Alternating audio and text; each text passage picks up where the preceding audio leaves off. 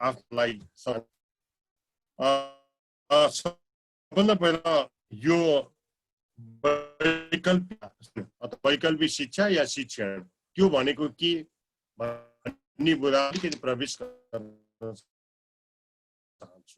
वैकल्पिक अहिले भइरहेकोलाई समूल ढङ्गले बालिकाहरूलाई सिक्ने अवसरबाट वञ्चित नहुन् भन्नको लागि विभिन्न उपायहरू अपनाउनु पर्छ। त्यो उपायहरू अपनाउन विभिन्न किसिमका तरिकाहरू उपायहरू अपनाउने कुरा नै अहिलेको अवस्थामा वैकल्पिक शिक्षा हो, वैकल्पिक हो भनेर जरुरी छ। मैले मेरो भनाइलाई 2-3 वटा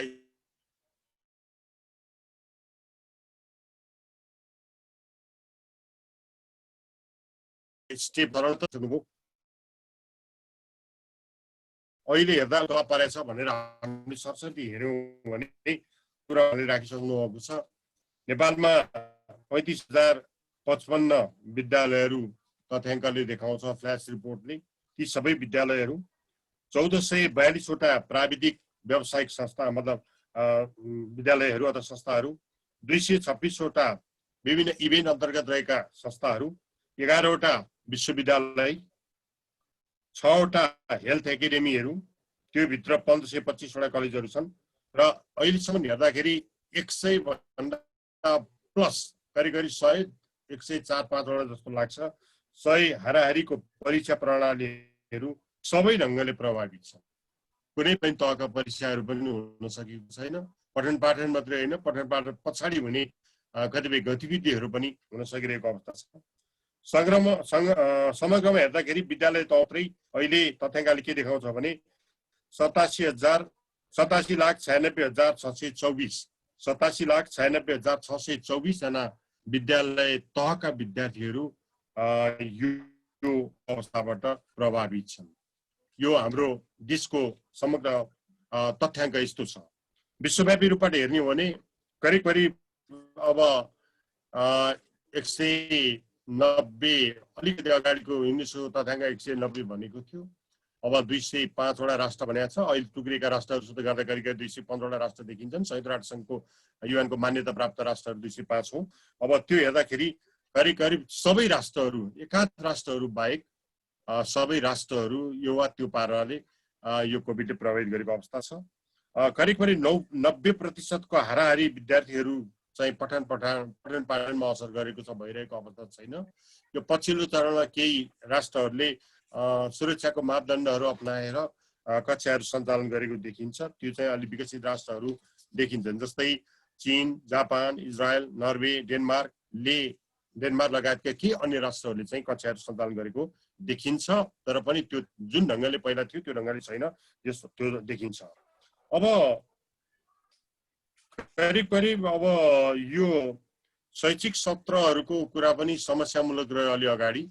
अब हाम्रो त यसै पनि भयो। अब नयाँ विद्यालयहरू कसरी खोल्ने भन्ने विषयमा अहिले विभिन्न राष्ट्रहरूले तर्क वितर्कहरू गरिरहेको अवस्था छ। विद्यालयमै उपस्थित भएर कक्षाहरू सञ्चालन गर्न सक्ने अवस्था धेरै राष्ट्रहरूमा अहिले छैन, त्यस्तो अवस्था देखिन्छ। यसो गर्दाखेरि करिब 37 करोड बालबालिकाहरू चाहिँ यो दिवा खाजा भनेर हामीले जुन भन्ने गरेका छौँ त्यस्ता अवसरहरू, अपर्च्युनिटीहरूबाट विद्यालय पाउने खाना जस्ता सुविधाहरूबाट चाहिँ प्रभावित भएको देखिन्छ विश्वव्यापी तथ्याङ्क। र अझ डरलाग्दो अवस्था चाहिँ के देखिन्छ भने लाखौं लाख बालबालिकाहरू र युवामा चाहिँ यो मानसिक ढङ्गको असर परेको देखिन्छ। एकदमै घरेलु हिंसाहरू बढेको देखिन्छ। यसरी समग्र रूपले हेर्दाखेरि कोभिडले समग्र क्षेत्रलाई नै असर गरेको अहिलेको अवस्था हो। मैले सरस्वती यी कुराहरू राखिसकेपछि अब वास्तविक ढङ्गले यी सबै परिवेशहरूलाई सबैले बुझेकै कुरा हो। सबै परिवेशहरूलाई मूल्याङ्कन गर्दा अहिले हामी अल्मलिएको अवस्था छ।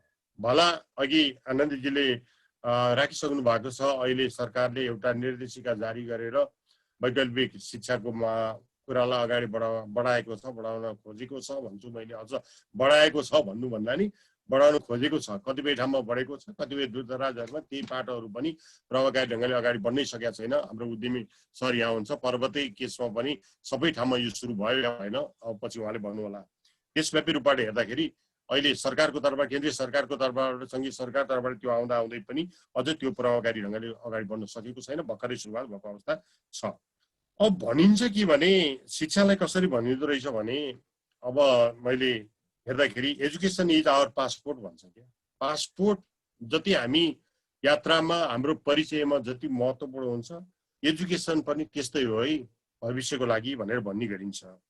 अब त्यसो हुनाले यस्तो महत्त्वपूर्ण कुराको लागि चाहिँ हामी महत्त्वपूर्ण ढङ्गले कार्ययोजना बनाउन सकेनौँ भने, हरेक ढङ्गको कार्ययोजना बनाउन सकेनौँ, नीति निर्माण गर्न सकेनौँ, सबै सरकारी पक्षहरूले आफ्नो आफ्नो जिम्मेवारी पुरा गर्न सकेनौँ, त्यो एकाउन्टेबिलिटी कुरा गर्छ नि, त्यो जिम्मेवारी वहन गर्न सकेनौँ भने अब हामी निकै ठुलो दुर्घटनामा फस्नेवाला छौँ, दुर्घटनामा पर्नेवाला छौँ। विश्व मात्रै होइन, विश्वको सबै केसहरूको साथसाथै हाम्रो जस्तो देश जहाँ अर्थतन्त्र धाराशाही भएको अवस्था छ, विविध किसिमका समस्याहरूबाट झेलिरहेको अवस्था छ, अब यस्तो अवस्थामा हामी निकै ठुलो दुर्घटनामा पर्ने अवस्था सिर्जना भएको छ।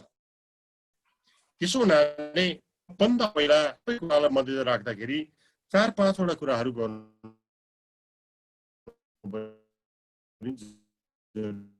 जो नीतिले एकदम विशिष्ट परिस्थितिमा विशिष्ट निर्णय गर्नुपर्छ भनेर कुनै दार्शनिकहरूले अहिले सबैले ध्यान दिनुपर्ने जरुरी देख्छु म। त्यो भने के भने अब नीतिमा सुधार गर्नु पर्यो। विगतका नीतिहरूले अब काम गर्दैन, अहिले परिवेश फरक भयो। त्यसकारण हाम्रा विद्यमान रहेका शिक्षाका नीतिहरू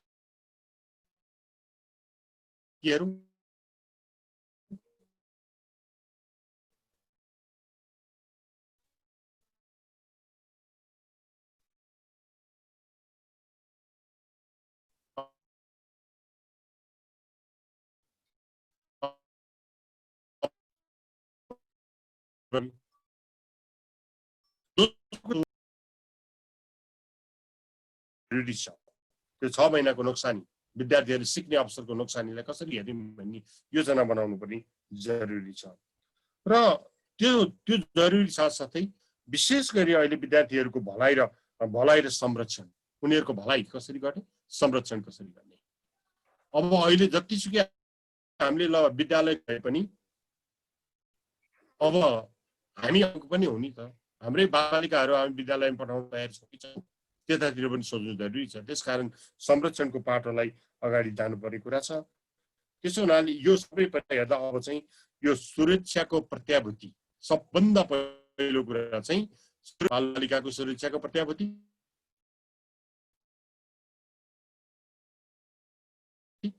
विद्यालयको सवालमा शिक्षकहरू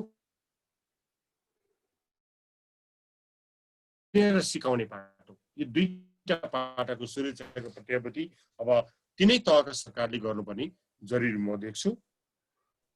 त्यो ढङ्गले अगाडि बढ्नुको लागि अब ब्युरोक्रेसीमा असाध्यै खारिएको आदरणीय मेरो अग्रज कार्यविधि बनाउने, अब कतिपय त्यो वर्किङ मोडालिटी नबनाउँदाखेरि कतिपय ठाउँमा चाहिँ त्यो डुप्लिकेट असाध्यै डुप्लिकेसन भएको अवस्था म देख्छु। एउटाले एउटा भनेको छ, अर्कोले एउटा भनेको छ, एकीकृत ढङ्गले जाँदैन। त्यस्तो हुँदाखेरि चाहिँ समस्या देखेको छ। त्यसकारण त्यो अलिक एकीकृत किसिमको चाहिँ कार्यविधि र लगानीको योजना मैले भनेको यी कुराहरू गर्नुपर्ने जरुरी म देख्छु। यति कुरा गरिसकेपछि अब म दोस्रो चरणमा प्रवेश गर्छु।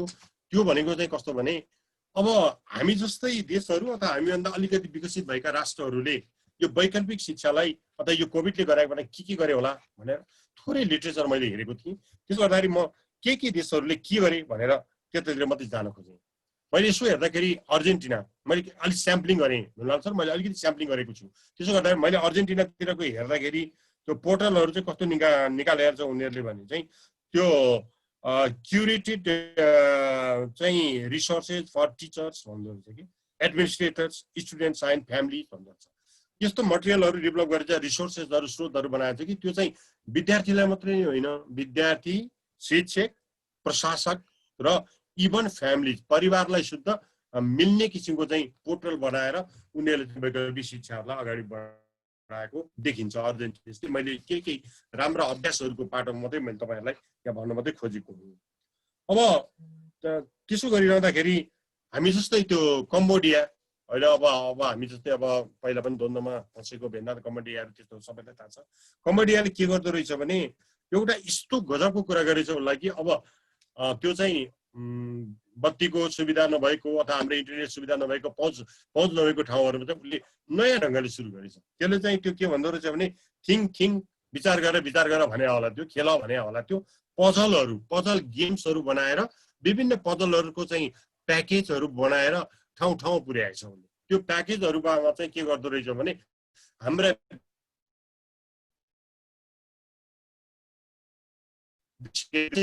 उसले त्यसरी काम गरेछ। अब हामी त्यो पनि कतिपय दूरदराजमा त्यो पो गर्ने हो कि त्यस्ता नयाँ तरिकाहरू पनि अब हाम्रा सरकारहरूले सोच्ने हो कि स्थानीय सरकार प्रदेश सरकारले भन्ने लाग्छ।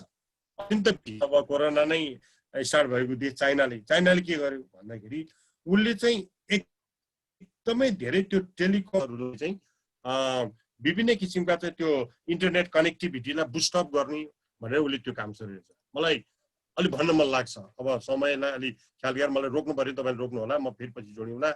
त्यो चाइनाले के गरेछ भने विभिन्न त्यो कनेक्टिभिटीलाई चाहिँ सबभन्दा बढी जोड दिएर यो सेवा प्रदायक भन्छ के अरे यो टेलिकमका सेवा प्रदायक संस्थाहरूलाई चाहिँ बढी रेस्पोन्सिबल बनाएछ सरकारको तर्फबाट। जस्तो हामी कहाँ यहाँ प्राइभेट त्यस्ता छ, अब हामी एनसेल होला के होला यता विभिन्न किसिमका संस्थाहरू छन् नि त। अब सोसियल कर्पोरेट रेस्पोन्सिबिलिटी भन्छ के अरे होइन, सीएसआर पनि भन्छ के अरे, त्यो अन्तर्गत पनि यी कामहरू गरिदिए हुन्थ्यो नि त। उनीहरूले जनताबाट चाहिँ लिनु पर्यो सबै लिने, अनि जनताले दिनु परेको बेला नागरिक दिनु पर्दा नदिनु भन्ने त भएन होला नि। त्यस्तो किसिमका नयाँ अभ्यासहरू गरेर केही योजनाहरू बनाउनु पर्ने जरुरी छ। अनि त्यो अर्को चाहिँ चाइनाले के गरिरहेछ भने अहिले यो के अरे साइको सोसियल काउन्सिलिङको पाटोलाई सपोर्टको पाटोलाई चाहिँ सबभन्दा बढी ध्यान दिएको रहेछ चाइनाले। किन भन्दा अहिले पनि मैले अघि पनि भने हाम्रा बालबालिकाहरूलाई भोलि हामी विद्यालयमा लयौँ भने अथवा हामीले यो वैकल्पिक प्रणालीबाट गऱ्यौँ भने अहिले पनि दिमाग त्यति केन्द्रीकृत बालबालिका पनि हुनै सकेको छैन। यस्तो काउन्सिलिङको जरुरी छ, यतातिर पनि देख्छु चाइनाले त्यो अलिकति गरिरहेछ, हाम्रो पनि त्यो सिक्न पनि जरुरी छ। अब सबैभन्दा शिक्षामा सबैभन्दा विश्वमा उत्कृष्ट भनेर गरेको फिनल्यान्डले के गर्यो, अब म एक दुईटा मात्रै त्यस्तो राखेर दिन्छु। फिनल्यान्डले के गर्यो भनेर मैले यसो हेरेँ, फिनल्यान्डले चाहिँ के गरेछ भने यो फ्यामिका बााउन्डेड किसिमको छ नि होइन सर, एकदमै त्यो एकतर्फले खुसी। अब हामी पनि चल भनेर जबरजस्ती गरिरहेछ नि त बालबालिकाहरूलाई, यो गर्नै पर्छ भने त्यस्तो होइन। फिनल्यान्डले चाहिँ के गर्दैछ भने त्यो फ्लेक्सिबल लर्निङ एरेन्जमेन्ट गरिदिएछ उसले। त्योभित्र चाहिँ कतिपय प्रोजेक्ट वर्क्सहरूबाट भने कसैले उसले होमवर्क गरेर पनि भने मैले यति जानेको छु, म यो गरेर तपाईँहरूलाई बुझाउँछु अथवा म देखाउँछु, मेरो साथीहरूलाई पियर ग्रुपलाई देखाउँछु अथवा टिचर्सलाई देखाउँछु, जुन बेला सम्भव हुन्छ त्यो बेला गर्छु भनेर त्यो फ्लेक्सिबल असाध्यै फ्लेक्सिबिलिटी र इन्डिपेन्डेन्ट उसले काम गर्ने चाहिँ मोडेल गरेर पनि विद्यार्थीहरूलाई बिजी बनाइरहेको छ र उसलाई सिक्ने अवसरबाट चाहिँ वञ्चित नगरेको देखिन्छ फिनल्यान्डले होइन। त्यस्ता किसिमका अभ्यासहरू पनि यहाँ देखिन्छ। अब यो हाम्रो यहीँ नजिकको अर्को छिमेकी राष्ट्र इन्डिया, हाम्रो त नेचर सबै ढङ्गले मिल्छ। इन्डियाको पनि इन्डियाको चाहिँ कतिपय स्टेटहरूले चाहिँ के गरेछ भने यो अफलाइन एप्स बनायो कि, हामी त अनलाइन एप्सहरू अफलाइन एप्स पनि बनाइदियो। त्यो अफलाइन एप्समा बनाएर त्यो भित्र चाहिँ विशेष गरी त्यो अहिले हामीले स्टिम भनिरहेछौँ, एसटिएम जुन त science technology engineering and math भन्छ, कतिलाई ऊ भनेको छ, त्यो स्टिमको पाटोलाई अथवा महत्त्वपूर्ण विषयहरूको चाहिँ गेम्सहरू बनाउने र इ लर्निङको एप्सहरू बनाएर चाहिँ मल्टिपल ल्याङ्ग्वेजमा, हाम्रो पनि त भाषाहरू हेऱ्यो भने त हाम्रो त मल्टी लिङ्गुअल हो हामी, त्यसकारण विभिन्न भाषाहरूमा त्यसलाई रूपान्तरित गर्ने र त्यो अफलाइन एप्सहरू पनि बनाएर उसले सबै ठाउँमा पुर्याउने प्रयत्न गरेको देखिन्छ इन्डियाले पनि। होला त्यो कति चाहिँ कामयाबी बनेको छ त्यो हेरेर बाँकी छ। यस्ता असल अभ्यासहरू पनि त्यो चाहिँ देखिन्छ। मलाई सबैभन्दा मन परेको अर्को एउटा केन्या, हामी जस्तै समस्यामा थियो विगतमा, अहिले केन्याले चाहिँ धेरै साथीहरूलाई थाहा छ यो इसिडी लगायतका थुप्रै निकै राम्रो चाहिँ प्रयास। केन्याले चाहिँ कसो गरेछ भने गुगलहरूसँग चाहिँ लोन, मैले कहिले देखेको यो जस्तो तपाईँ त पर्वतबाट हेर्नुहुन्छ, पोखराको साथीहरू हुन्छ, भीमला छ त्यही हुन्छ, जस्तो हामी त्यो माथिबाट बेलुन उडाएर विभिन्न गर्छ नि, उसले चाहिँ के गरेछ यो केन्याले भने बेलुन बेलुनमा चाहिँ त्यो फाइल नेट टिप्ने के त्यो हाम्रो चाहिँ राउटर भनेको जस्तै बेलुनमा स्पेशल बेलुन बनाएर राउटर फिट गरेर दूर दराजको आकाशहरूमा हैन त्यो स्पेसहरूमा चाहिँ त्यसलाई छोडिदिएछ जसले गर्दाखेरि नेटको समस्या इन्टरनेटको समस्या कनेक्टिभिटीको समस्या विद्यार्थीहरूलाई भएन हैन त्यो ढङ्गको गजबको चाहिँ एउटा नयाँ इनोभेसन पनि जस्तो लाग्यो मलाई त्यो त्यस्तो किसिमको चाहिँ रिमोट र रुरल कम्युनिटीलाई भनी गरेर त्यस्ता किसिमको कामहरू गरेर चाहिँ त्यो त त्यसलाई चाहिँ के भन्दो रहेछ भने स्टार्ट हो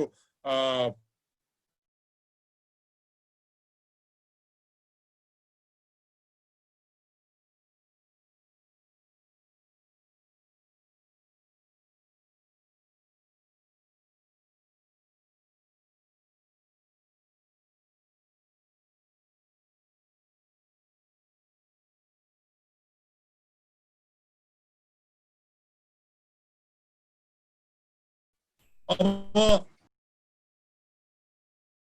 स्थानीय सरकारको त्यसका तिनै तहका सरकारहरू चाहिँ यसका महत्त्वपूर्ण स्टेक होल्डर हुन् अनि उनीहरूको भूमिका पनि किटानी गरेर जानुपर्छ मैले भने केन्द्रीय सरकारले केही गाइडलाइन्स गर्ने हो गरिरहेको छ कोअर्डिनेसन गर्ने हो सबै इम्प्लिमेन्टेसनको पाटाहरू कार्यान्वयनको पाटो भनेको चाहिँ स्थानीय सरकार हो स्थानीय सरकारले आफ्नो परिवेश अनुसार हाम्रो भूगोल मैले भने फरक छ हाम्रो सबै किसिमको डाइभर्सिटीहरू छन् यी डाइभर्सिटीहरूलाई ध्यान दिएर सबै किसिमको लोकल परिस्थितिलाई ध्यान दिएर योजना बनाउनु भन्ने मलाई लाग्छ र सबभन्दा पहिला चाहिँ अब यो लोकल सरकारलाई लोकल गभर्मेन्ट चाहिँ सबैभन्दा बढी प्रभावकारी ढङ्गले जानुपर्छ मैले यति मात्रै राख्छु दोस्रो महत्त्वपूर्ण पाटो भनेको चाहिँ शिक्षक भन्दा यो अभियानमा महत्त्वपूर्ण अर्को स्टेक होल्डर हुनै सक्दैन त्यसकारण शिक्षकलाई गाली गर्ने होइन म अहिले कतिपय अनलाइन क्लासहरूमा जुम मिटिङहरू हेर्दाखेरि कतिपय मेरा सिनियर गुरुहरूले अर्थात् मेरा शिक्षाविदै भनेर भन्ने मेरा आदरणीय गुरुहरू अग्रजहरूले पनि खाली मास्टरलाई गाली गरेको छु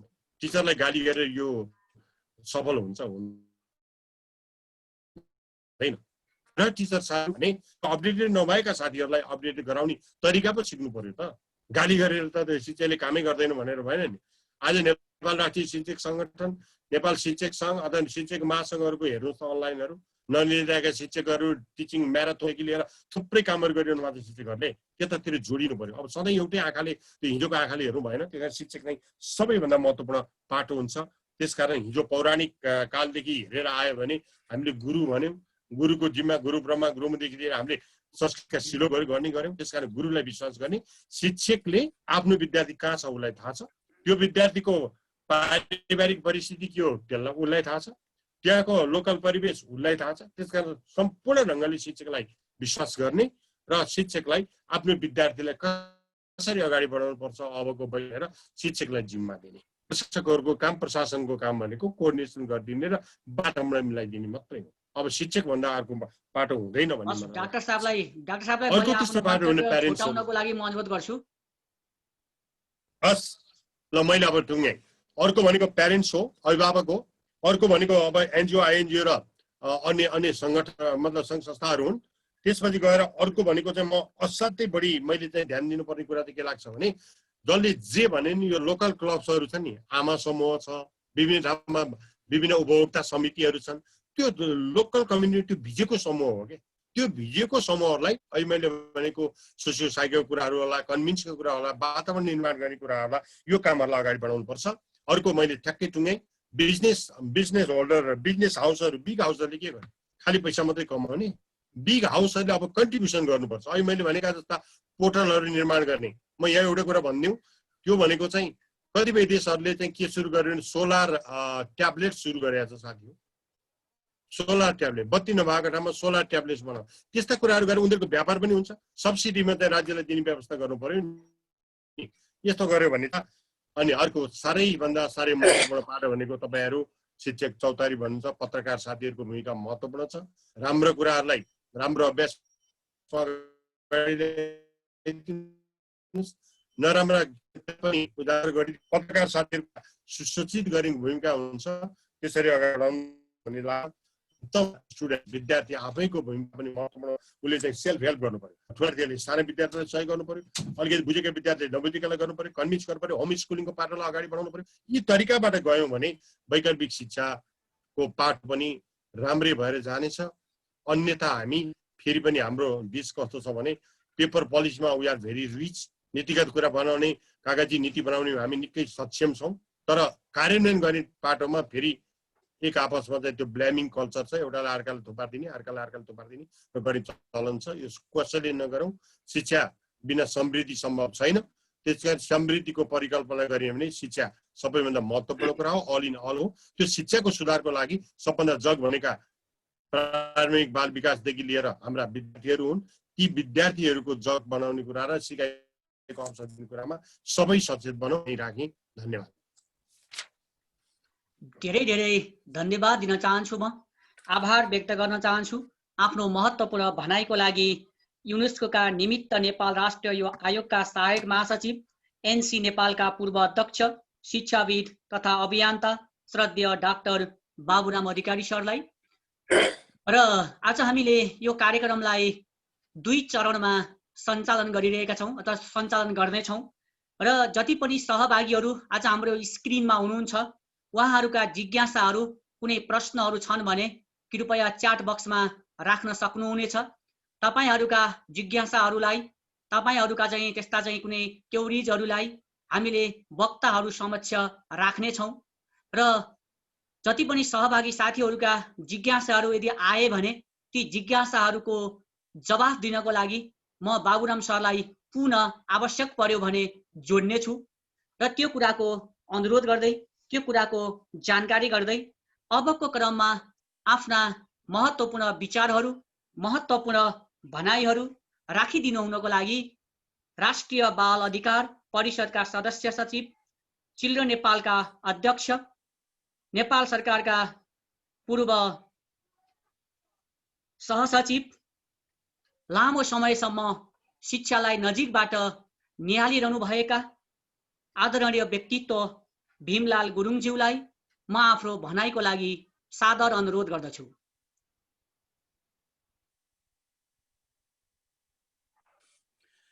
धन्यवाद आनन्द सर। सञ्चालक शिक्षक चौतारीका अध्यक्ष श्री आनन्द पौडेलजी, नेपाल उपाध्यक्ष श्री राजेन्द्र पहाडीजी, अनि पर्वत संयोजक एनसिएका डाक्टर बाबुराम अधिकारी, युनेस्कोका निमित्त नेपाल राष्ट्रिय आयोगका सहायक महासचिवज्यू, पर्वत एकाइका प्रमुख उद्दिमराज पौडेलजी, अनि आज यो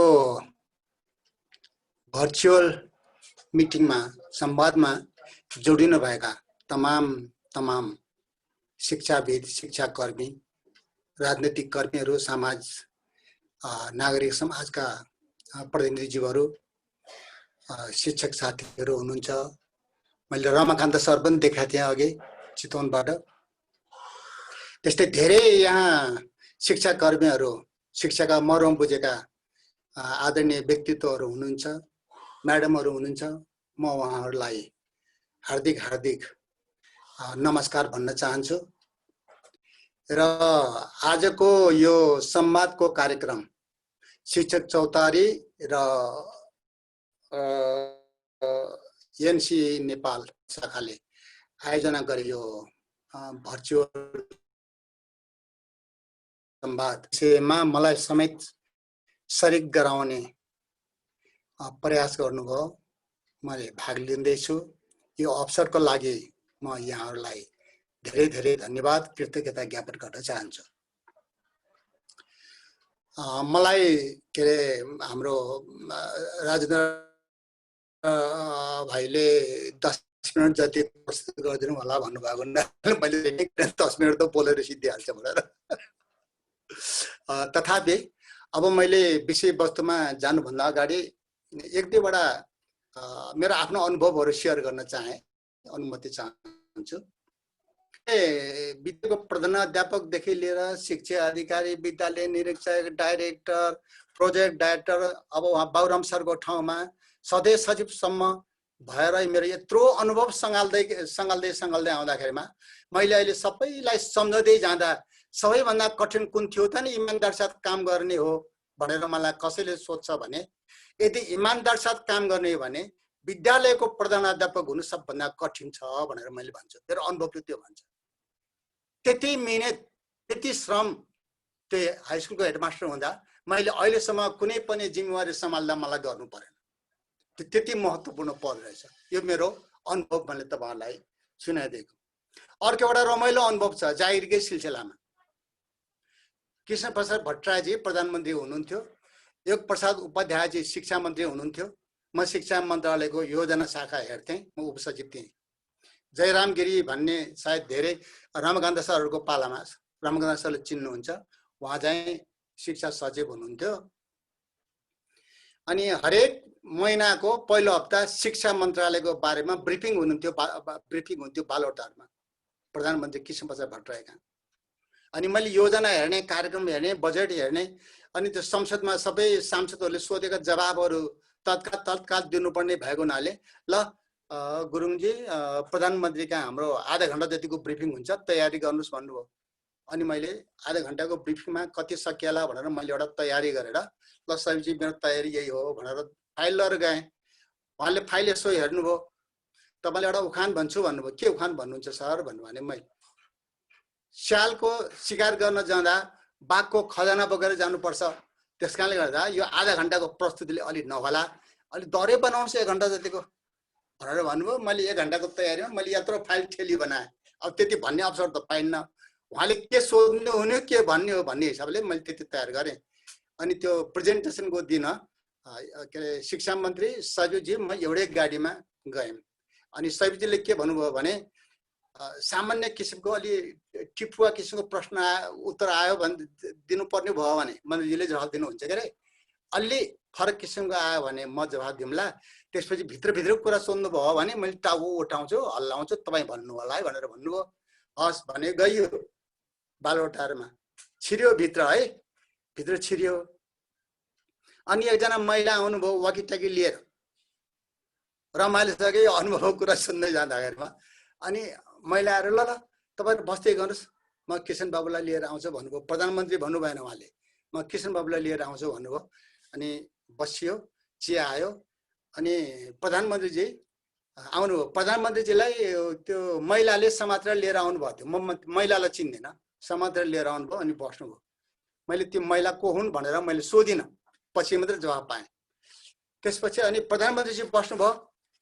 भएपछि ल ल के छ ल भन त ल बस यहाँ, यो तिमीहरूको यो बोर्डिङ स्कुलको पढाइ एकदम महँगो भयो, शिक्षा एकदम महँगो भयो भनेर भन्छन्, के भनेको हो भनेर ठ्याट्ट त्यति प्रश्न सोध्नुभयो। अनि मन्त्रीजीले के भन्नुभयो भने सुनधारामा दाल भात खाँदा 300 रुपियाँ लिन्छ, यो होटलमा दाल भात खायो भने 1000 रुपियाँ लिन्छ, त्यही त हो नि।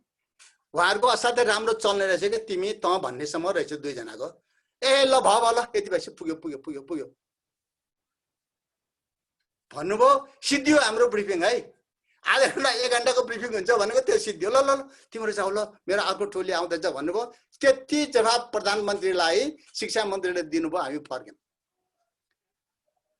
भन्दाखेरिमा हाम्रा ठुला मान्छेहरूले विषयको गहनतालाई कति के अरे सरल ढङ्गले कति हल्कासँग लिँदो रहेछन् भन्ने एउटा मैले उदाहरण दिनु खोजेँ। अहिले डाक्टर साहबले भन्नुभयो, पौरम सरले, हामीहरू डकुमेन्टेसनमा नेपाल धेरै अगाडि छ। धेरै विदेशीहरूले भन्छन्, मैले त धेरै फोरममा भाग लिएँ नि विदेशको, कमसेकम 40-42 वटा देशमा के अरे सरकारको प्रतिनिधित्व गरेर धेरै मिटिङहरू मैले के अरे भाग लिएँ। जसले पनि डकुमेन्टमा त नेपाललाई कसले जित्छ र? भाषण गर्न पनि जित्दैन। अरूले पढेर भाषण गर्दैन, हाम्राले नपढिकन भाषण ठोकिदिन्छन्। खुब मिठो हुन्छ हाम्रो भाषण। डकुमेन्टमा हाम्रो एकदमै राम्रो छ डकुमेन्टेसनमा। तर हाम्रो सबैभन्दा कमजोरी पक्ष हाम्रो के हो भने हाम्रो इम्प्लिमेन्टेसन त नै हो। कति शिक्षाविदहरू हुनुहुन्छ डाक्टर साहबहरू, उहाँहरूसँग सँगै बसेर नेपालको शिक्षा योजनाहरू मैले 11औँसम्म बनाएको छु। अब अहिले त 15 आयो क्या। 11औँसम्मको योजना बनाउँदाखेरिमा सबै शिक्षाविद डाक्टरहरूलाई कन्सल्टेन्ट बनाएर हामीले योजना निर्माण गर्ने हो। हरेक योजनामा शिक्षा नीति त हुन्छ नि, हरेक योजनामा हुन्छ, भिजन हुन्छ, गोल हुन्छ, अब्जेक्टिभ हुन्छ, पोलिसी हुन्छ, स्ट्राटेजी हरेकमा हुन्छ। तर ती शिक्षाविदहरू जसले शिक्षा योजना बनाए उहाँहरूसँग इन्टरभ्यू लियो भने नेपालमा शिक्षा नीति नै छैन भन्नुहुन्छ। आफै बनाउने हो नीति, फेरि शिक्षा नीति छैन भन्नुहुन्छ। हामीले बनाएको डकुमेन्ट हामीलाई हेर्ने फुर्सद छैन, अरूले हेर्छन्। हाम्रो डकुमेन्टसँग इन्जोय अरूले गर्छ, हामीले इन्जोय गर्न जान्दैनौँ।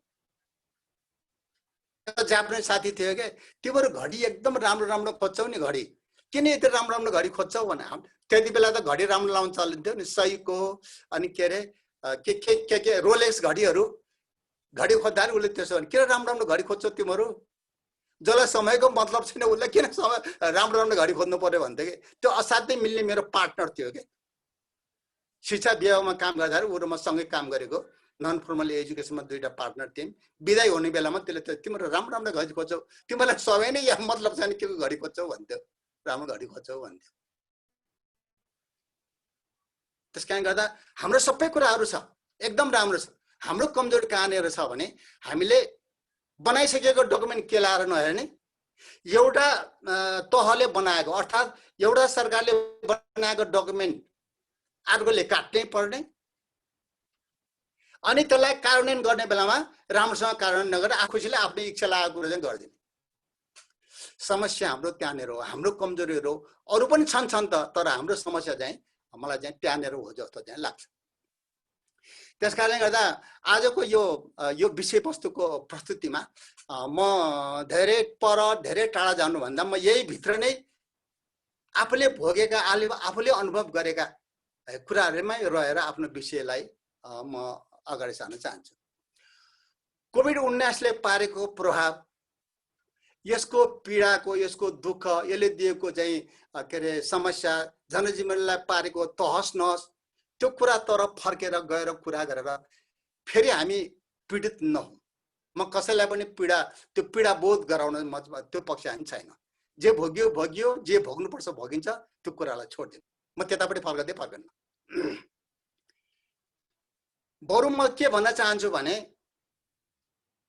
यो कोभिडले हामीलाई दुःख मात्र दिएको छैन, यो कोभिडलाई हामीले अवसरको रूपमा प्रयोग गर्ने भने यसले हामीलाई धेरै अवसरहरू दिएको छ, धेरै धेरै धेरै राम्रो अवसरहरू दिएको छ। यो अपर्च्युनिटीलाई हामीले चाहिँ अध्ययन गरौँ, बुझौँ त यो अपर्च्युनिटी, यो कोभिडले ल्याएको अपर्च्युनिटी। तपाईँ हामीहरू सबै अहिलेसम्म जुम मिटिङमा भाग लिएका थियौँ, त्यस अगाडि बहुत कमले भाग लिएका थियौँ होला। तपाईँ हामीहरू यति धेरै यो के अरे मिडियाको के अरे यो डिभाइसेसहरूसँग परिचित थियौँ। म त अब 70 वर्षको भइसकेँ। अब मेरो बारेमा कुरा गर्नुहुन्छ भने म कसरी धान्य छु, म अझै पनि तपाईँहरू सँगसँगै मिडियाहरूसँग चलिरहेको छु। यो सबै कुरा मलाई के सिकायो भन्दाखेरिमा मलाई मात्रै होइन, सारालाई कोभिडले ल्याएको यो अवसर हो, कोभिडले दिएको अवसर हो।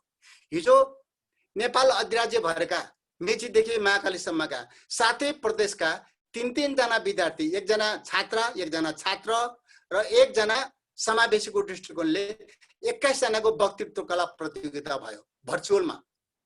त्यो भर्चुअल 21 जनाको वक्तृत्व कला सुनिरहँदाखेरिमा मलाई त्यो भर्चुअलमा छु जस्तै लागेन, म त लाइभमै छु जस्तो लागेको थियो मलाई, हैन। त्यो विद्यार्थीहरूले त्यो कुरा नै अनुभव गरे, त्यो सिके। यो हाम्रो अवसर हो। अर्को यसले अर्को अपर्च्युनिटी पनि दियो। अर्को अपर्च्युनिटी के दियो भन्दाखेरिमा 6 महिना भयो नि त हाम्रो स्कुल रोकिएको, स्कुलहरू बन्द भएको। 6 महिना स्कुल बन्द हुँदाखेरिमा कस्तो भयो होला बालबच्चाहरूको मन, अभिभावकहरूको मन, शिक्षाकर्मीहरूको मन कस्तो भएको छ। तर यही बन्दको अवसरलाई उपयोग गरेर, यो कोभिड-19ले ल्याएको बन्दको अवसरलाई उपयोग गरेर कमसेकम हामीले यो वैकल्पिक शिक्षाको बारेमा सोच्न पायौँ नि। हामीले सोच्न पायौँ। विदेशमा त यो अलरेडी तयार रहेछ। मैले अहिले मेरै घरमा अनुभव गरेँ। मेरो छोराले MBA पढ्दैछ, तर चाहिँ उसको युनिभर्सिटी स्कटल्यान्डको यहाँ पढ्छ, यहीँ छ यस कलेजमा। तर उसको अन्तिम सेमिस्टर थियो, तर कति सहिलोसँग उनको अन्तिम सेमिस्टरलाई उनले चाहिँ एसाइनमेन्ट कन्भर्ट गरिदियो। एसाइनमेन्ट दियो, टेलिफोन टक गर्यो, इन्टरभ्यू गर्यो, अनि त्यसको आधारमा उसले मूल्याङ्कन गर्यो, जाँच उसले लिएन। त्यो वैकल्पिक विधि उनीहरूसँग रहेछ र उनीहरूले त्यो सके। हामीसँग केही पनि थिएन तयारी, हामीले कहिले दुःख भोगेनौँ, पीडा भोगेनौँ। उनीहरूले त यस्तो प्राकृतिक प्रकोपहरू, यस्तो विकल्पहरू, यस्तो विधिहरू, दुःखहरू भोगाहरू धेरै भोगेको कारणले गर्दा उनले त्यो विधि तयार गरेर छन्। कमसेकम हामीले पनि यो कोभिडले ल्याएको यो परिस्थितिमा हामीले बनाएको वैकल्पिक विधिले अब पछिसम्मलाई काम दियो नि। यो अहिलेको यो अवस्था एउटा यो क्राइसिस म्यानेजमेन्ट हो। यस्तो क्राइसिस फेरि आउँदैन भन्न सकिन्न। यो कहिलेसम्म जान्छ त्यो पनि थाहा छैन। यस्तो क्राइसिस फेरि अर्कोचोटि आउँदैन भन्ने पनि छैन। भनेपछि त अहिलेको यो वैकल्पिक शिक्षा प्रणालीको बारेमा जुन हामीले सोच बनाइराखेका छौँ हैन, यो त ठुलो उपलब्धि हो। त्यसकारण गर्दा मैले यो चाहिँ यो कोभिडले चाहिँ हामीलाई अवसरहरू पनि धेरै दिएको छ भन्ने चाहिँ मेरो बुझाइ छ। हामीले एसई को परीक्षालाई विद्यालयकैबाट मूल्याङ्कनबाट हामीले सक्यौँ, टुङ्गो लायौँ एउटा। खैर त्यसको चाहिँ अब बारेमा धेरै टिक्का टिप्पणी पनि छ। त्यसको बारेमा हामी यदि समय रह्यो भने हामी छलफल गरौँला, अथवा अरू कुनै फोरममा अर्को कुनै समय छलफल गरौँला त्यसको किन राम्रो किन नराम्रो भन्ने बारेमा पनि। त्यो बाध्यता थियो, भविष्यसम्मको लागि त्यो त्यसरी जानुपर्ने हो या कसरी जानुपर्ने हो भन्ने बारेमा पनि हामी छलफल गर्न सक्छौँ। कमसेकम त्यसले एउटा पार त पायो नि। सारा अभिभावक, सारा विद्यार्थीहरूको चाहिँ एउटा के अरे यस्तो अवस्थामा थियो उनीहरूको मन स्थिति, तर उनीहरूले मुक्ति त पायो नि एसएलसीको परीक्षाबाट। त्यस्तै 11 पनि मुक्ति पायो, तर अझै पनि 12 त मुक्ति पाउन बाँकी छ। मैले भित्रकै कुरा गर्दैछु हो, अहिले परेको समस्याको कुरा। अझै अहिले 12 अझसम्म अझै 4 लाख विद्यार्थीहरू परीक्षार्थीहरू छन् 12 त तिनको अझै केही टुङ्गो लागेको त छैन। रेगुलर परीक्षा भएको भए भदौ महिनामा रिजल्ट हुन्थ्यो 12 किन भदौ महिनामा रिजल्ट हुन्थ्यो भने विदेशका विश्वविद्यालयहरूले लिने के अरे सेमिस्टर चाहिँ उनीहरूको चाहिँ यो के अरे यो सेमिस्टरमा उनीहरूको चाहिँ भर्ना लिइसक्थ्यो। अनि हामीलाई भदौ महिनामा रिजल्ट गर्न बाध्यता थियो। तर अहिले कोभिडको कारणले गर्दा अहिलेसम्म ती 4 लाख विद्यार्थीहरू कहिले जाँच हुने हो, कहिले के गर्ने होला भनेर उनीहरू चाहिँ एकदम बेहोल भइरहेका छन्। त्यो 4 लाख विद्यार्थीको बारेमा के सोचाइ छ त?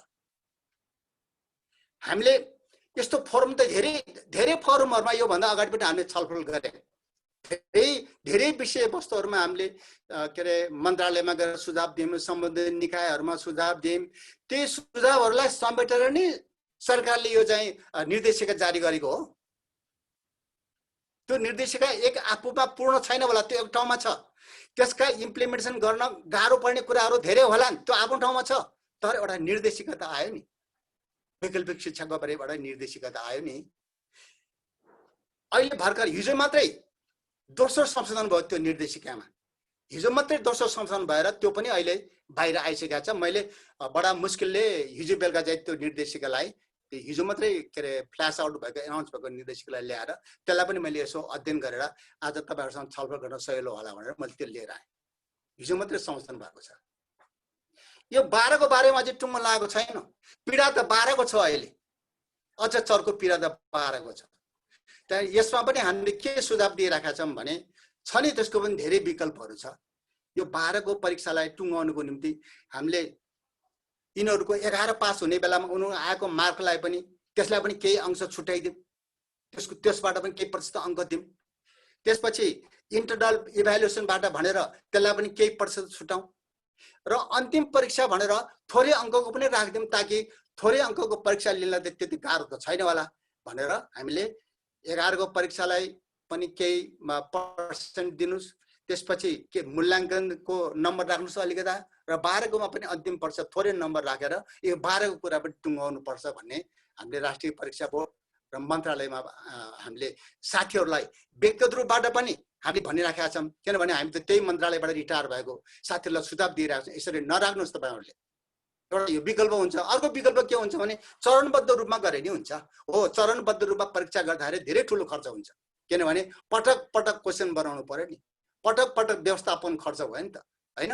अब राष्ट्रिय परीक्षा बोर्डले 4 लाख विद्यार्थीबाट 25 करोड उठाएछ भने 1 अर्ब खर्च हुन सक्छ चरणबद्ध परीक्षा गर्दाखेरि। तर परीक्षा त हुन्छ नि, हैन? जस्तो अब ग्रीन जोनको जिल्ला पनि छन्, हैन? अब रेड जोनको पनि छ, अहिले येलो जोनको पनि छ। त्यो जोनहरु छुट्याएर हामीले तिनलाई पनि चरणबद्ध रूपमा गरियो भनेदेखि त्यो परीक्षा पनि सम्भव हुन्छ, नहुने होइन, तर खर्च चाहिँ ठुलो हुन्छ। त के न के त गर्नु पर्यो नि, क्राइसिस म्यानेजमेन्ट भन्ने कुरा त्यसै त हुँदैन। जसरी हामीले 10 आट्यौँ, जसरी 11 आट्यौँ, 12 पनि आट्नु पर्ने अवस्था छ। तर हामीले के बुझ्नुपर्छ भने 12 को परीक्षा 10 र 11 को जस्तो होइन, किनभने 10 र 11 को परीक्षा भनेको विद्यालय शिक्षाभित्रको परीक्षा हो, 12 पनि हो हुन त। तर 12 को परीक्षाको भ्यालिडिटी भएन भनेदेखि त युनिभर्सिटीले मान्यता दिँदैन नि। त्यो त उच्च शिक्षामा जाने हो नि, देश विदेशमा जाने युनिभर्सिटीमा जाने हो। त्यसकारणले गर्दा यो 12 को परीक्षालाई चाहिँ यसै ख्यालठट्टा गरेर लिन नहुने भएको हुनाले यसमा चाहिँ राष्ट्रिय परीक्षा बोर्डले पनि अनि मन्त्रीजीकै अध्यक्षतामा भएको यो राष्ट्रिय पाठ्यक्रम विकास तथा मूल्याङ्कन समिति, त्यो पाठ्यक्रम विकास केन्द्रमा मन्त्रीज्यू अध्यक्ष हुन्छ, उहाँहरूले यसमा चाहिँ धेरै मिहिनेतका साथ काम गरिराख्नु भएको छ। सायद यसको पनि छिटै निकासा होला भन्ने मैले के अरे सोचेको छु। अब यो सुझावहरू र यो छलफल एनसीएले दिएका चाहिँ सुझावहरूलाई पनि मन्त्रालयले चाहिँ गहन रूपले अध्ययन गर्दो रहेछ। किनभने मन्त्रालयले एउटा के अरे यो हाम्रो राष्ट्रिय पाठ्यक्रमको प्रारूप अनुसार विद्यार्थी सिकाइ सहजीकरण निर्देशिका 2077 जारी गर्यो। त्यसलाई अहिले भर्खर फेरि संशोधन गर्यो। हिजो मात्रै त्यो चाहिँ बाहिर आएको छ। निर्णय त 19 गते टुङ्गो लागेको हो मन्त्रीज्यूबाट, तर चाहिँ यो टुङ्गो लगाइसकेपछि बाहिर आएको, हिजो मात्रै बाहिर आयो। त अब म के गर्न चाहन्छु भने यो निर्देशिकाले अनलाइनलाई वैकल्पिक शिक्षालाई कसरी कुन रूपमा लिएको छ, यसले र यसले सरकारवालाहरू को हो र यो सरकारवालाहरूसँग के अपेक्षा गरेको छ भन्ने कुराको बारेमा थोरै म चर्चा गर्न चाहन्छु। त्यसपछि हामीले सोचेको अरू विकल्पहरू के हो त, त्यसको बारेमा पनि मैले आफ्नो धारणा चाहिँ राखुला। अहिले चाहिँ अब यो वैकल्पिक शिक्षा प्रणालीमा, शिक्षण सिकाइ प्रणालीमा र मूल्याङ्कन प्रणालीमा यो नयाँ निर्देशिकाले, अहिलेको संशोधन सहितको निर्देशिकाले अनलाइनलाई चाहिँ ई लर्निङ अनि त्यसपछि गएर चाहिँ के अरे लर्निङ पोर्टलहरू के अरे खोल्ने, त्यसमा पहुँच दिने, रेडियोहरू, टिभीहरू, भर्चुअल अनलाइन मिडिया, सोसल मिडियाहरूलाई उपयोग गर्ने, यो चाहिँ अनलाइन भनेर भनेको रहेछ। अब अफलाइनमा उसले के लिन्छ भने हामीले पेन ड्राइभ, सिडी, हार्ड डिस्कहरू हैन, स्वाध्यायन सामग्रीहरू, अनि खुला शिक्षा, फेस टु फेस लर्निङ, यिनीहरूलाई चाहिँ अफलाइन शिक्षा, अफलाइन के अरे अल्टरनेटिभमा राखेको रहेछ। र यो दुवै किसिमको दृष्टिकोणले विद्यार्थीहरूलाई अब के अरे छुट्याउनु पर्यो नि त। अब नेपाल अध्यादेशभर मेचीदेखि महागालीसम्म एउटै एक्सेस छैन। अनलाइनको दृष्टिकोणले हामीले त्यसलाई के अरे क्याटेगोराइज गर्नु पर्यो। त्यो परिषदको निर्देशिकाले, मन्त्रालयको निर्देशिका त्यसलाई पनि क्याटेगोराइज गरेको छ। क क्याटेगोरीमा कस्तो राखेको छ भने सबै खाले प्रवृत्तिको पहुँचबाट बाहिर, केही पनि छैन उसका, रेडियो पनि छैन, टिभी पनि छैन, अर्को त कुरै छोड, त्यसलाई एउटा क्याटेगोरीमा राखेको छ।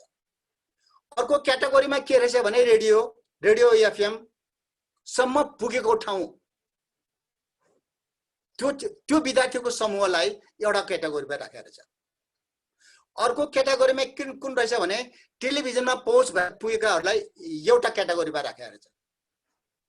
अर्को क्याटेगोरी कस्तो रहेछ भने फेरि कम्प्युटर छ तर कुनै पनि इन्टरनेटबाट कनेक्टेड छैन। कम्प्युटर चाहिँ छ है, कुनै पनि इन्टरनेटबाट कनेक्टेड छैन, त्यस्तो क्याटेगोरीकोलाई पनि एउटा समूहमा राखेको छ।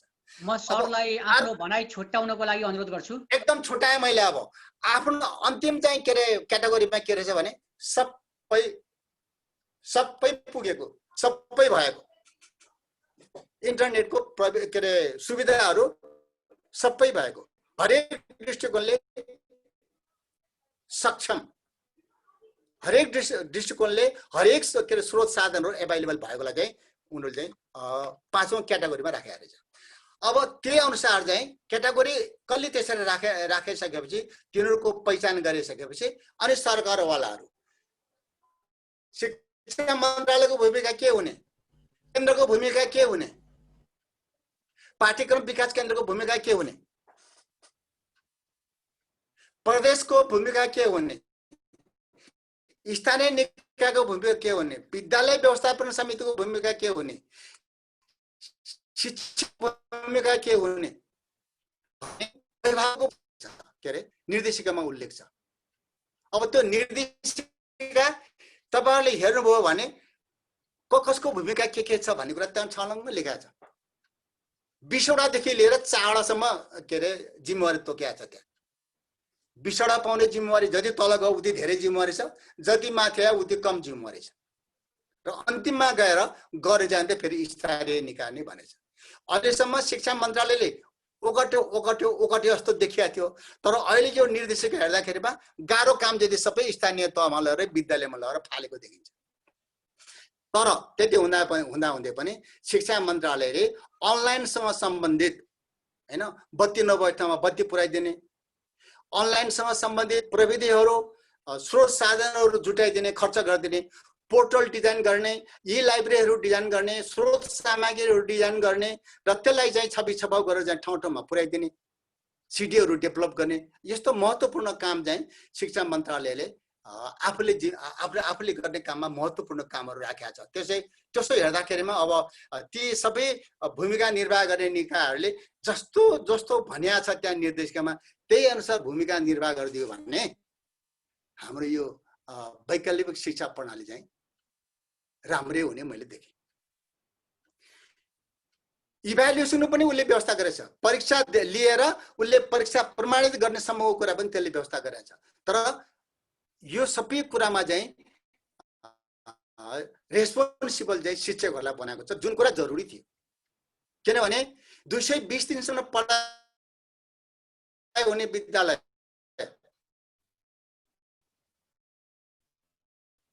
शिक्षकसँगै विद्यार्थीहरू जाँच लिएर मूल्याङ्कन गरे ठिक हुन्छ, उसले गरेको ठिक हुन्छ नि, जोसँग धेरै समय बिताउँछ र माया पनि उनीलाई हुन्छ।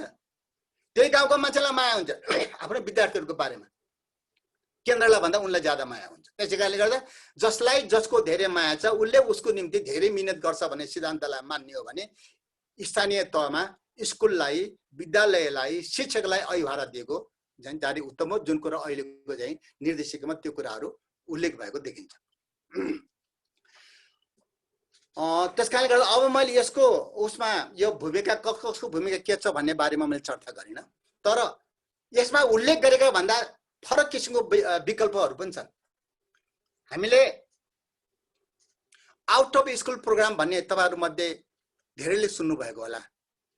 8-10 वर्ष उमेर पुगेका विद्यालयमा गएर एक कक्षामा भर्ना हुन उमेरले नसुहाउने बच्चाहरूलाई हामीले out of school program design गरेर 3 महिनाको एउटा प्याकेज, अर्को 3 महिनाको अर्को प्याकेज, अर्को 6 महिनाको प्याकेज पटक पटक गरेर 5 कक्षा बराबर अथवा चाहिँ प्राइमेरी लेभल बराबरको चाहिँ यो फिट छ भनेर त्यस्तो विद्यार्थीहरू 6 कक्षामा गएर भर्ना हुन पनि पाए।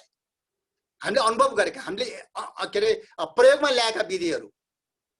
अनि त्यो हिसाबले हेर्नु भनेदेखि अहिलेको उसलाई पनि के अरे पाठ्यवस्तुलाई पनि कन्डेन्स रूपमा के डुप्लिकेसन नहुने गरेर पाठ्यवस्तुहरू छन् नि, कतिपय विषयमा पाठ्यवस्तुहरू डुप्लिकेसन भएका पाठ्यवस्तुहरू पनि छन्, तिनलाई चाहिँ समायोजन गरेर अलि कन्डेन्स टाइपको कोर्स डिजाइन गरेर छिटो सक्ने उपाय पनि गर्न सकिन्छ। अर्को के पनि गर्न सकिन्छ भने हाम्रो एक सेमिस्टरमा फेल भएको विषय अर्थात् अघिल्लो वर्षको परीक्षामा फेल भएको विषय अर्को वर्षको परीक्षा के अरे पढाइ चल्दै पनि उसले जाँदिन पाउँछ नि त।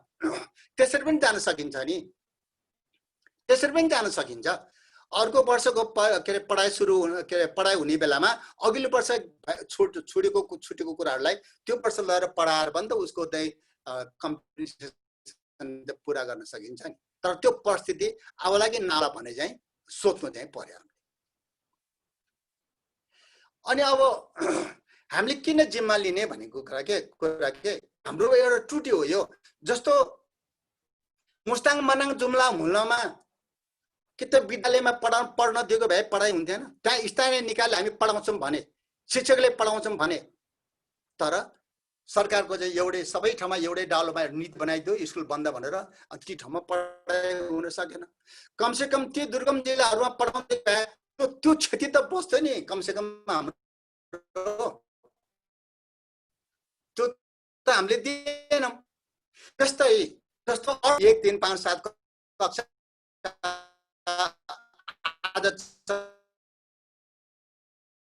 हैन 6 8 भोलि चुन्नु पनि सकिन्थ्यो र दुईटा सेक्सनमा लगेर गरे भने त्यहाँ सामाजिक मेन्टेन हुन्थ्यो होला नि, त्यसै पनि पढाउन सकिन्थ्यो होला नि त। अर्थात् बिहान 1 सिफ्ट दिउँसो 1 सिफ्ट गरेर पनि त्यो स्पेस म्यानेजमेन्ट गर्न सकिन्थ्यो होला। त्यो त अब यो कोभिड-19 को प्रोटोकल त हामी सबैले मेन्टेन गर्नु पर्यो, जीवन रक्षाको निम्ति मेन्टेन गर्नु पर्यो। हाम्रा शिक्षकहरू त्यति नबुझ्ने त हुनुहुन्न। त उहाँहरूले त्यो कुरा गर्नुभयो भने त्यो पनि एउटा विकल्प हो नि। हामीले सबैलाई एकै ठाउँमा राखेर काठमाडौँलाई मात्रै हेरेर पोखरालाई मात्रै हेरेर ओहो कहाँ हुन्छ यो भन्नु भएन हैन। त्यो पाठ्यवस्तुलाई कमजोर बनाउनु भएन हैन, उनीहरूको सिकाइ उपलब्धिलाई कम बनाउनु भएन, तर अलिकता मिहिनेत चाहिँ, तर धेरै मिहिनेत चाहिँ कसले गर्नुपर्छ भन्दाखेरिमा फेरि पढ्नुहुन्छ। जिम्मा पनि उत्तरदायित्व पनि उहाँहरूकै हो, मिहिनेत पनि उहाँले बढी गर्नुपर्छ। अझ यो सङ्कटको बेलामा उहाँले के बुझ्नुपर्छ भने यो सङ्कटको बेला भएको हुनाले हामीले धेरै मिहिनेत गर्नु पर्यो भन्ने कुरोबाट उहाँले चित्त बुझाएर शिक्षक साथीहरूले बढी मिहिनेत गर्नुपर्ने हुन्छ र स्थानीय निकायलाई जिम्मा दिनुपर्ने हुन्छ। स्थानीय निकायले समस्याको समाधान चाहिँ खोज्छ। हामी यसरी अलमलेर केन्द्रदेखिबाट प्रदेशदेखिबाट हैन गाउँमा भएको गुरुङ सर, अब दुईजना सरहरूले राख्नुभएको विचारमाथि समीक्षात्मक टिप्पणी पर्वतको सन्दर्भलाई समेत जोडेर समीक्षात्मक आफ्नो टिप्पणी राखिदिनु हुनका लागि शिक्षा विकास तथा समन्वय इकाइ पर्वतका प्रमुख दिपराज पौडेल सरलाई म आग्रह गर्छु 10 मिनेट भित्र नै सरले आफ्नो भनाइ राख्नु। धन्यवाद राजेश। दिपराज पौडेल सर। आजको कार्यक्रमको अध्यक्षता गरिरहनुभएका श्रद्धेय अध्यक्षज्यू, एनसी नेपालका केन्द्रीय उपाध्यक्षज्यू, युनेस्कोका निमित्त नेपाल राष्ट्रिय आयोगका सहायक महासचिव डाक्टर बाबुराम अधिकारी सर, राष्ट्रिय बाल अधिकार परिषदका सदस्य, थुप्रै जिम्मेवारीका बावजुद अहिले निवृत्त जीवन बिताइरहनुभएका र पनि सामाजिक अभियन्ताको रूपमा क्रियाशील रहनुभएका श्रद्धेय गुरु भीमलाल गुरुङ सर र यो कार्यक्रमलाई प्रत्यक्ष रूपमा अवलोकन गरिरहनुभएका, सहभागिता जनाउनुभएका र हामीलाई सुनिरहनुभएका सम्पूर्ण महानुभावहरूमा यथोचित सम्मान व्यक्त गर्न चाहन्छु। सबभन्दा पहिले म यहाँहरूको बिचमा श्रद्धेय गुरु भीमलाल गुरुङ र बाबुराम अधिकारी सरसँग क्षमा चाहन्छु। यहाँहरूको प्रेजेन्टेसनको समीक्षा गर्ने मलाई जिम्मेवारी दिनुभएको छ, तर पनि मेरो त उचाइ पुग्छ भन्ने मलाई लागेको छैन। यद्यपि जिम्मेवारी दिनुभएको छ, मैले मेरो जिम्मेवारी मेरा हैसियतले भ्याएसम्म गर्नेछु र म सुरु गरेँ। वैकल्पिक शिक्षणको एउटा राम्रो उदाहरण पेश गर्नुभएको छ डाक्टर बाबुराम अधिकारी सरले। मौजुदा प्रक्रियाको अलावा विकल्प प्रयोग गर्न सकिने विधिलाई प्रयोग गर्ने भन्ने कुरा राख्नुभयो। विद्यालयमा उपस्थित भई अध्ययन अध्यापन गर्ने हाम्रो जुन पुरानो परम्परागत प्रचलन हो त्यो अवस्था अहिले रहेको छैन। त्यसका सट्टामा विद्यार्थीहरूको शैक्षिक उपलब्धि नोक्सान नहुने गरी पाठ्यक्रम प्रारूपले निर्देश गरेका सिकाइ उपलब्धिहरू पुरा हुन सक्ने गरी वैकल्पिक विधिको प्रयोग गर्ने भन्ने अर्थमा उहाँले यो अर्थ्याउनु भएको छ र विभिन्न देशहरूको दृष्टान्त पेश गर्नुभएको छ। संसारका 37 करोड बालबालिकाहरू दिवा खाजाबाट वञ्चित रहेका छन् भनेर एउटा उदाहरण पेश गर्नुभएको छ। नेपालमा अहिले नेपाल सरकारले 77 जिल्लाका 1-5 कक्षासम्म 0 देखि 5 कक्षासम्म अध्ययन गर्ने बालबालिकाहरूका लागि दिवा खाजा कार्यक्रमको आयोजना गरेको थियो। यो 6 महिना अघिदेखिबाट अवरुद्ध छ र बालबालिकाहरूले स्कुल जान पाइरहेका छैनन् र त्यसको अलावा दिवा खाजाबाट समेत वञ्चित भएको छन्। नीतिगत सुधार गर्न जरुरी छ। परम्परा धान्ने नीति कामयाब नभएको भन्ने एउटा राम्रो कहावत सरले जोड्नु भएको छ। हामी परम्परागत शैलीमै चलिरहेका छौँ, सूत्रबद्ध ढङ्गले जान खोजिरहेका छौँ। त्यसले अहिलेको समय सन्दर्भमा त्यो मेल खाने अवस्था देखिँदैन। यसलाई फेर्नुपर्छ भन्नुभएको छ। लगानी वृद्धि गर्नुपर्छ। मनोसामाजिक परामर्शको जरुरत छ। क्षति भएको सिकाइको पूर्ति गर्ने योजना निर्माण र कार्यान्वयन गर्नुपर्छ। त्यसका लागि सबै क्षेत्रका संयन्त्रहरूको प्रयोग गर्दै लगानीमा समेत वृद्धि गर्दै र विज्ञहरूको टोलीलाई समेत समावेश गर्दै ती सिकाइ उपलब्धिहरू क्षति नहुने गरी डकुमेन्ट तयार गरेर कार्यान्वयन चरणमा लैजानुपर्छ भन्ने उहाँको भनाइरहेको छ।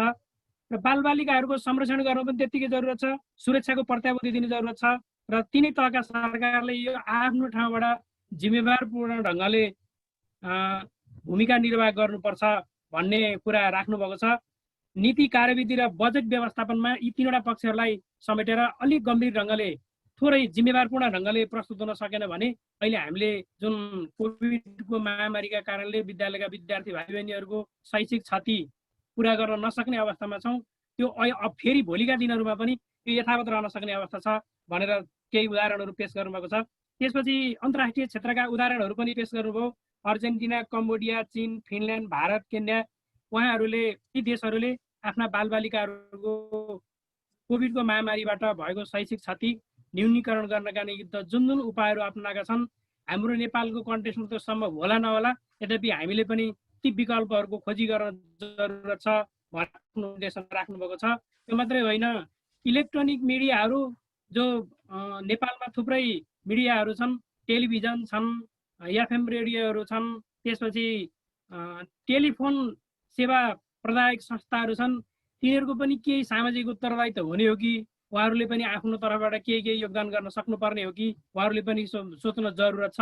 जस्तो केन्यामा सरले भने जस्तै बेलुनमा राउटर छोडेर नेटको समस्या भएका ठाउँहरूमा समेत नेटको एक्सेस पुर्याउन सक्ने गरी प्रयोग गरेको छ। त्यो अवस्था नेपालले किन गर्न नसक्ने भन्ने कुरा राख्नुभयो।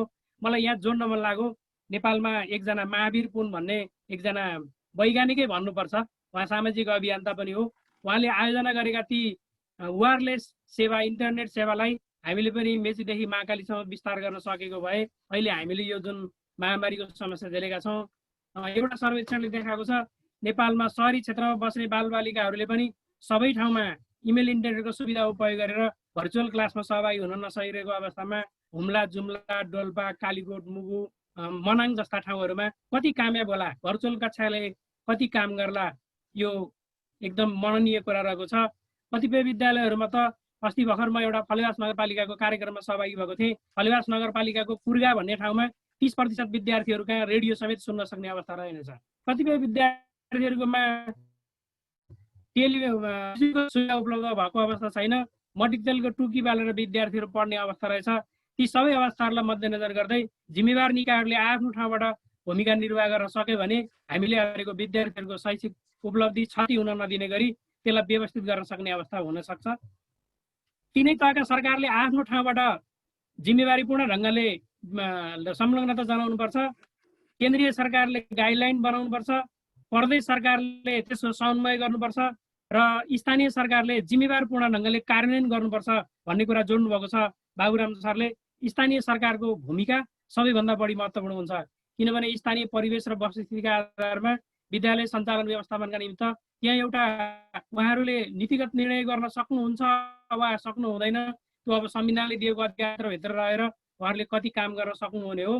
तैपनि भौगोलिक वस्तुगत अवस्था, विद्यार्थीहरूको सङ्ख्याका आधारमा वैकल्पिक विधिको उपयोग गरेर अध्ययन अध्यापनलाई व्यवस्थित गर्न सक्ने गरी स्थानीय सरकारले निर्णय गर्न सक्यो भने एउटा भूगोलका हिसाबले थोरै सहरी इलाका थोरै र ग्रामीण इलाका बढी भएको जिल्ला भएको हुनाले ग्रामीण भेगमा कक्षा कोठामै अहिले भीमलाल गुरुङ सरले जोडेको अल्टरनेटिभ हिसाबले 1, 3, 5, 7, 9, 11 का कक्षाहरूलाई एउटा समयमा र त्यसपछि अड र इभेन नम्बरका विद्यार्थीहरूलाई उपस्थित गराएर अध्ययन अध्यापन गराउनका निमित्त पनि अभ्यास गर्न सक्ने अवस्था पर्वतको हकमा देखिन्छ र कतिपय पालिकाका शिक्षक साथीहरूले यो अभ्यासलाई केही समय निरन्तरता दिएको र केन्द्रीय सरकारले गरेको निर्णयभन्दा फरक गएर तपाईँहरूले कार्यक्रम सञ्चालन गरिरहँदाखेरि कहीँ कतै समस्या सिर्जना भयो भनेदेखि त्यो जवाबदेही त तपाईँले लिनुपर्छ भन्ने खालका यदाकदा प्रशासनिक इकाइबाट भएको जुन सूचना हो, त्यो सूचनाका आधारमा उहाँहरूले अब त्रासका कारण विद्यालयको त्यो जुन आफूले प्रयोग गरेको वैकल्पिक विधि थियो त्यसलाई समेत बन्द गरेको अवस्था देखिएको थियो।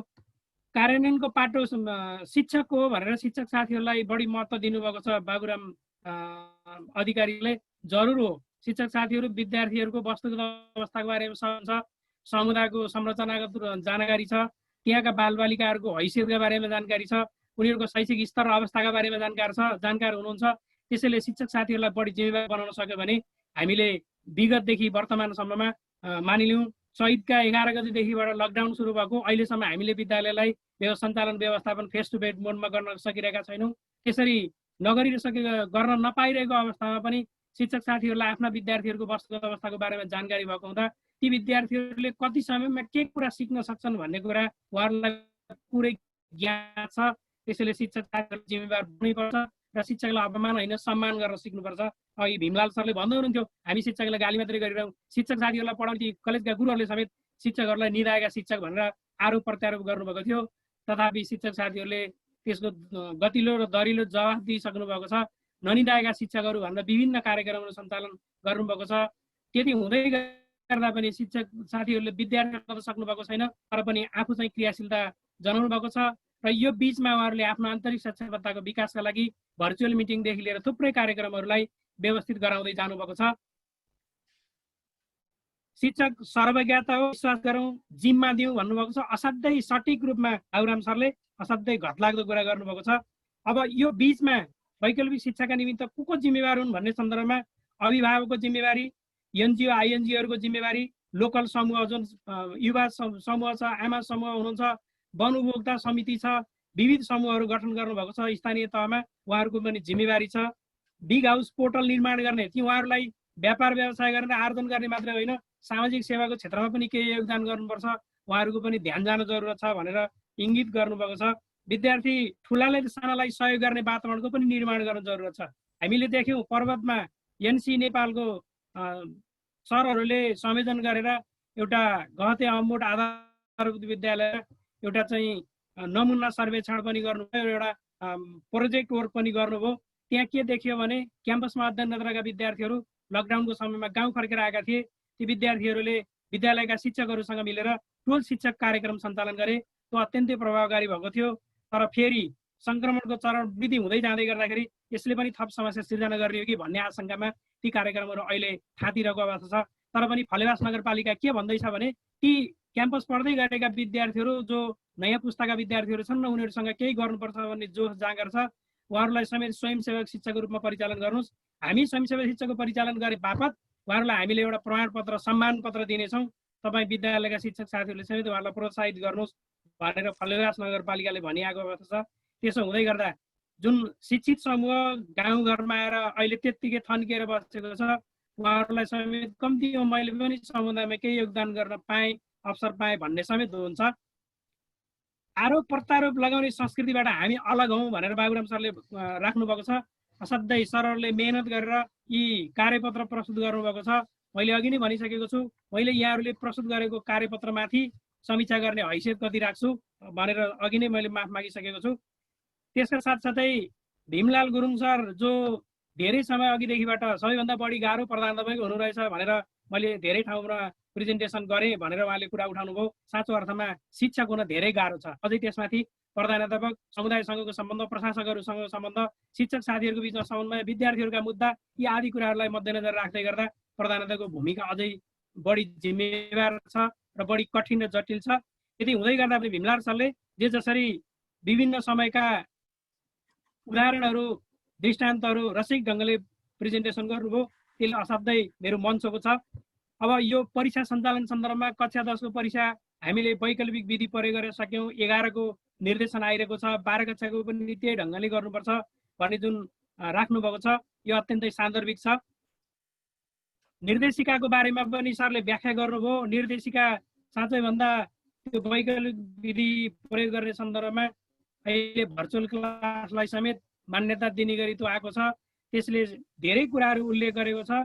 अन्ततोगत स्थानीय तहमा क्रियाशीलता जनाउने स्थानीय सरकारलाई आफ्नो लोकालिटी त्यहाँको विद्यार्थीहरूको वस्तुगत अवस्था, विद्यालयको भौतिक संरचनागत क्षमता र शिक्षक साथीहरूको उपलब्धताको आधारमा उहाँहरूले कम्तीमा शिक्षक साथीहरूलाई यी कार्यक्रमहरू यसरी व्यवस्थित गर्नुहोस् भनेर निर्देश गर्न सक्ने हो भने हाम्रो हकमा, पर्वत जिल्लाको हकमा सदरमुकामका केही विद्यालयहरू छोडेर गाउँघरमा रहेका विद्यालयहरूमा पठन पाठनलाई व्यवस्थित गर्न नसक्ने अवस्था हामीले पनि देखेका छैनौँ र यो ढङ्गले जान सक्यो र स्थानीय सरकारलाई जिम्मेवार बनाउन सक्यो भने हामीले वैकल्पिक विधिद्वारा जुन शिक्षण सिकाइ क्रियाकलापलाई व्यवस्थित गर्न खोजिरहेका छौँ यसले पाठ्यक्रम प्रारूपले निर्दिष्ट गरेका जुन लक्ष्यहरू छन् ती लक्ष्य हासिल हुन सक्ने गरी अहिले पनि हामीले शैक्षिक वर्षलाई क्षति हुन नदिकन यसलाई पिकअप गर्न सक्ने अवस्था छ भन्ने मेरो बुझाइ पनि रहेको छ।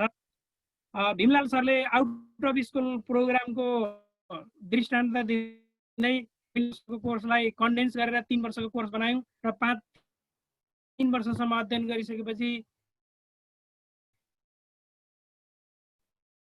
5औं कक्षाको भएर विद्यार्थीहरूलाई 6 कक्षामा यो वास्तवमा एउटा राम्रो उदाहरणको रूपमा रहेको छ।